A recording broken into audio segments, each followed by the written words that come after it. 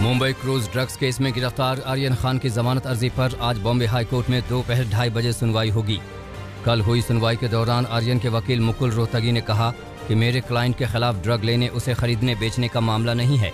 Aryan cruise party में customer नहीं थे, उन्हें गेस्ट के तौर पर बुलाया गया था, लेकिन अरेस्ट मेमो से ऐसा लग रहा है कि आर्यन ड्रग्स रखे हुए थे। इसके साथ ही मुकुल रोहतगी ने कहा कि आर्यन खान के ड्रग्स लेने की बात भी साबित नहीं हुई है। वहीं एनसीबी के वकील ने दलीलें पेश कर आर्यन को जमानत देने का विरोध किया। जांच एजेंसी के वकील ने कहा कि जमानत मिलने पर आर्यन गवाहों को प्रभावित कर सकते हैं। ड्रग्स केस में बॉम्बे हाई कोर्ट ने 2 आरोपियों को जमानत दे दी है। केस में आरोपी अविन साहू को कोर्ट ने जमानत दे दी, तो वहीं मनीष राजगढ़िया को भी बेल मिल गई है। राजगढ़िया के पास से एनसीबी को 2.4 ग्राम गांजा बरामद हुआ था। ये दोनों ही आरोपी उड़ीसा के रहने वाले हैं। एनसीबी अधिकारी समीर वानखेड़े पर महाराष्ट्र सरकार के मंत्री नवाब मलिक का हमला जारी है। नवाब मलिक ने मंगलवार को भी एक प्रेस कॉन्फ्रेंस की और वानखेड़े की जाति बर्थ सर्टिफिकेट से जुड़े कई गंभीर इल्जाम लगा दिए। मंत्री ने 26 आरोपों वाली एक चिट्ठी भी सार्वजनिक की। नवाब मलिक का दावा है कि ये चिट्ठी एनसीबी के ही एक अधिकारी ने उन्हें दी है, जिसमें समीर वानखेड़े के खिलाफ संगीन आरोप हैं। 26 इल्जामों की इस लिस्ट में कहा गया है कि समीर वानखेड़े ने कई मामलों में लोगों को गलत आरोपों में फंसाकर वसूली की।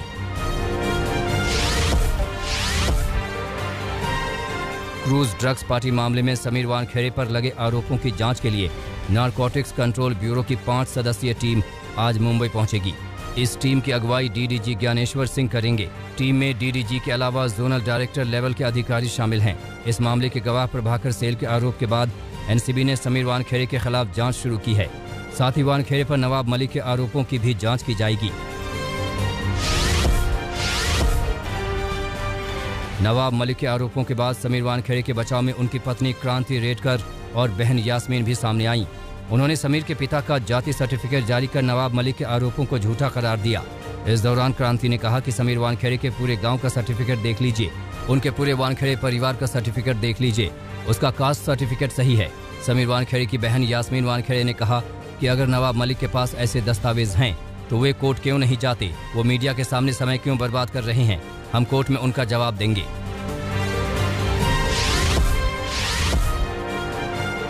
क्रूज ड्रग्स केस में गवाह किरण गोसावी की गिरफ्तारी के लिए पुणे से महाराष्ट्र पुलिस की 2 टीमें यूपी पहुंची हैं। जानकारी के मुताबिक पुलिस किरण गोसावी को 2018 के धोखाधड़ी के मामले में गिरफ्तार करने पहुंची है। पुणे पुलिस के मुताबिक गोसावी के मोबाइल की लास्ट लोकेशन यूपी के फतेहपुर में मिली थी। बताया जा रहा है कि किरण गोसावी यूपी में ही सरेंडर करने की फिराक में था।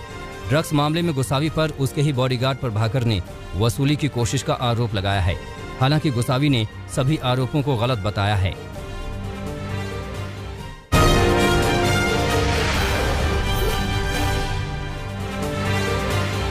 आरजेडी प्रमुख लालू यादव आज बिहार की 2 सीटों पर हो रहे उपचुनाव के लिए प्रचार करेंगे।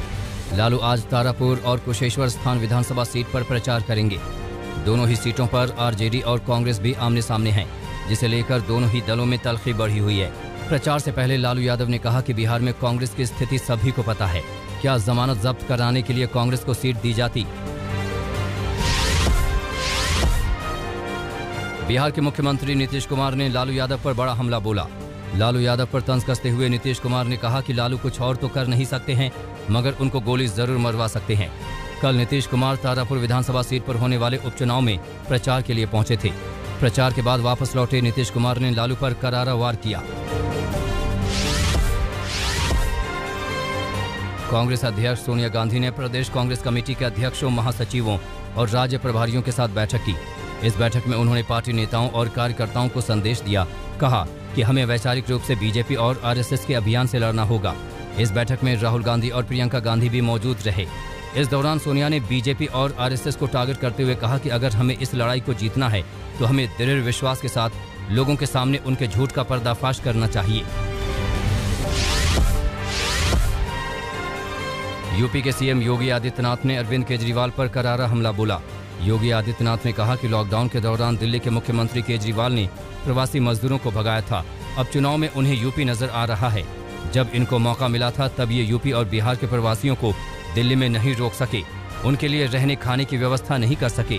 अब उनको तरह तरह की चीजें मुफ्त देने का वादा करके चुनाव में फायदा उठाना चाहते हैं। दरअसल अयोध्या पहुंचे केजरीवाल ने ऐलान किया था कि सरकार मुख्यमंत्री तीर्थ यात्रा योजना के तहत अब दिल्ली के लोगों को अयोध्या के भी निःशुल्क दर्शन कराएगी और प्रदेश में सरकार बनने पर यूपी के लोगों को भी मुफ्त अयोध्या यात्रा कराई जाएगी।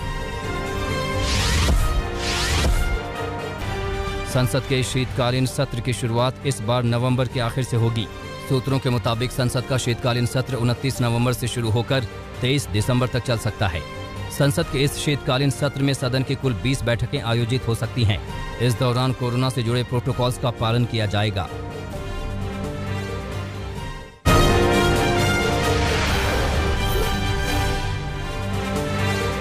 अफगानिस्तान की राजधानी काबुल में महिलाओं ने प्रदर्शन किया। महिलाओं ने तालिबान से शिक्षा और काम करने के अधिकारों की मांग की। पूरे प्रदर्शन के दौरान महिलाओं के इर्द गिर्द तालिबानी दिखे। कतर में तालिबानी नेताओं से चीनी विदेश मंत्री वांग यी मिले। अफगानिस्तान में बदलते हालात पर दोनों देशों के बीच चर्चा हुई। चीन ने कहा वो अफगानिस्तान की संप्रभुता, स्वतंत्रता और क्षेत्रीय अखंडता का सम्मान करता है। अमेरिका की उपराष्ट्रपति कमला हैरिस ने जलवायु परिवर्तन से निपटने के लिए बाइडेन प्रशासन की प्रतिबद्धता दोहराई। कहा, हमारी सरकार 2030 तक कार्बन उत्सर्जन में 50% की कमी के अपने लक्ष्य को पूरा करने के लिए प्रतिबद्ध है। ऑस्ट्रेलियाई प्रधानमंत्री स्कॉट मॉरिसन ने भी 2030 तक कार्बन उत्सर्जन में 35% तक कमी करने की बात कही है। हालांकि उन्होंने साफ किया कि वो इस तरह के किसी वायदे को ग्लासगो शहर में हो रहे क्लाइमेट कॉन्फ्रेंस में नहीं दोहराने वाले।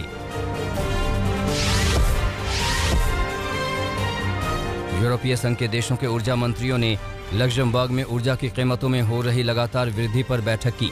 मीटिंग में कई देशों ने नए नियम बनाने की मांग की तो कुछ ने नए नियमों का विरोध किया। हाल के दिनों में यूरोप के कई देशों में गैस की कीमतों में जबरदस्त वृद्धि हुई है।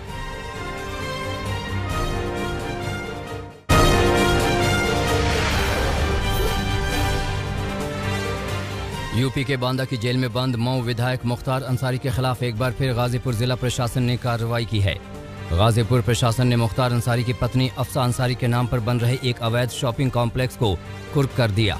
बताया जा रहा है कि कुर्क की गई प्रॉपर्टी की कीमत 2 करोड़ 84 लाख रुपए के करीब है। दिल्ली से सटे गुरुग्राम में शराब के ठेके पर बदमाशों ने लूट की वारदात को अंजाम दिया। लूट की यह वारदात पुलिस कमिश्नर ऑफिस से कुछ ही दूरी पर हुई। बताया जा रहा है कि हथियारबंद बदमाश पहले शराब खरीदने के बहाने ठेके पर आए, फिर हथियार के बल पर करीब 50,000 रुपए लूट कर फरार हो गए। पुलिस सीसीटीवी फुटेज के आधार पर आरोपियों की तलाश में जुटी हुई है। यूपी की पीलीभीत में नाबालिग लड़की से रेप और धर्मांतरण का मामला सामने आया है। पीड़ित परिवार के मुताबिक आरोपी ने गलत पहचान बताकर लड़की को जाल में फंसाया और फिर उसे कई बार रेप किया। इसके बाद धमकी देकर लड़की का धर्मांतरण कराया।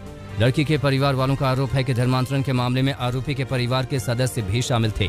शिकायत के बाद पुलिस ने 6 लोगों के खिलाफ केस दर्ज कर उनकी तलाश शुरू कर दी है। दोस्त की शादी में शामिल होने गए 3 युवकों की कुछ स्थानीय लोगों के साथ बहसबाजी हो गई। ये बहसबाजी इतनी बढ़ गई कि लोगों ने मिलकर तीनों की बेरहमी से पिटाई कर दी, जिसमें एक युवक की मौत हो गई है। मामला हिमाचल प्रदेश के मंडी जिले के जोगेंद्र नगर का है। बताया जा रहा है कि शादी में शामिल होने के लिए तीनों युवक शिमला से मंडी पहुंचे थे। पुलिस ने हत्या के मामले में 3 आरोपियों को गिरफ्तार किया है। पाकिस्तान ने न्यूजीलैंड को 5 विकेट से मात देकर T20 वर्ल्ड कप में लगातार दूसरी जीत हासिल की है। पाकिस्तान के ओपनर रिजवान ने 33 और शोएब मलिक ने 26 रनों की पारी खेली। आसिफ अली ने 27 रनों की नाबाद और तेज तर्रार पारी खेली। इससे पहले न्यूजीलैंड की टीम ने पाकिस्तान को 135 रन का लक्ष्य दिया था। न्यूजीलैंड के डेरिल और कॉनवे ने 27 रन बनाए। उसकी बल्लेबाजी की कमर तोड़ी हैरिस राउफ ने, जिन्होंने 22 रन देकर 4 शिकार किए। मौजूदा चैंपियन वेस्टइंडीज की टीम को एक और करारी हार का सामना करना पड़ा है। दुबई में खेले गए मुकाबले में दक्षिण अफ्रीका ने वेस्टइंडीज को 8 विकेट से हरा दिया। पहले बल्लेबाजी करते हुए वेस्टइंडीज ने 8 विकेट खोकर 143 रन बनाए। जवाब में रीजा हेंड्रिक्स ने 39 और रेसी वेंडर डसन ने 43 रनों की पारी खेली। लेकिन वेस्टइंडीज की बची खुची उम्मीदों पर पानी फेर दिया मराक्रम ने, जिन्होंने 26 गेंद पर नाबाद 51 रन ठोक डाले। न्यूजीलैंड के स्टार पेसर लॉकी फर्गुसन चोट की वजह से T20 वर्ल्ड कप से बाहर हो गए हैं। न्यूजीलैंड क्रिकेट बोर्ड के मुताबिक पाकिस्तान के खिलाफ मैच से एक दिन पहले प्रैक्टिस सेशन में लॉकी फर्गुसन ने काफ मसल्स में खिंचाव की शिकायत की थी। न्यूजीलैंड के लिए इन फॉर्म पेसर का बाहर होना किसी बड़े झटके से कम नहीं है। उनकी जगह एडम मिलने को टीम में जगह दी गई है। टीम इंडिया मजबूत तभी हो सकती है जब हार्दिक पांड्या का ऑलराउंडर वाला किरदार देखने को मिले। ये मानना है ऑस्ट्रेलिया के पूर्व दिग्गज पेसर ब्रेट ली का। ब्रेट ली ने भुवनेश्वर कुमार पर भी अपनी साफ राय जाहिर की है। उन्होंने कहा कि भुवनेश्वर को अपनी पेस में इजाफा करना ही होगा। पूर्व कप्तान राहुल द्रविड़ ने टीम इंडिया के कोच पद के लिए आवेदन कर दिया है। माना जा रहा है कि हेड कोच के पद पर उनकी नियुक्ति अब एक औपचारिकता महज बची है। मौजूदा हेड कोच रवि शास्त्री का कार्यकाल इसी T20 वर्ल्ड कप तक ही है।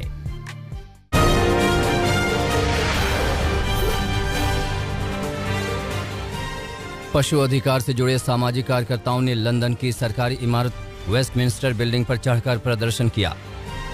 प्रदर्शनकारियों ने सरकार से डेयरी और मांस उद्योगों के लिए सब्सिडी को खत्म करने की मांग की। एनिमल रिबेलियन ग्रुप ने ब्रिटेन की सरकारी इमारतों पर चढ़कर यह प्रदर्शन किया।